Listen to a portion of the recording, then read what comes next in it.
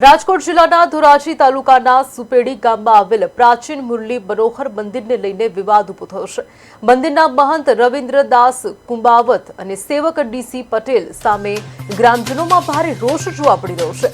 ગ્રામજનોના આક્ષેપ મુજબ મહંત વારંવાર નજીવી બાબતોમાં ગામ લોકો સાથે માથાકૂટ કરે છે અને દર્શન માટે પણ રોકે છે, જેના કારણે અસંતોષનો માહોલ સર્જાયો છે।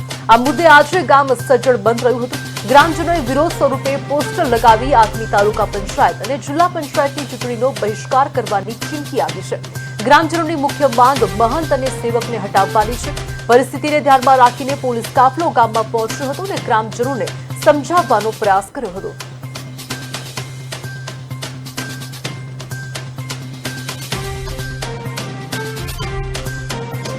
અત્યારે લોકો અહીંયા રીલ નાખી દીધી છે એમ કે અત્યારે દર્શન કરવા આવો અત્યારે ના આવો, અને જે ડીસી પટેલ છે એ સુપેડીનો તો પેલા છે નહીં, અને એમ કે છે કે મારી માથે 18 કેસ છે, કદાચ 2 વધારે થઈ જાય તો મને કઈ વાંધો નથી।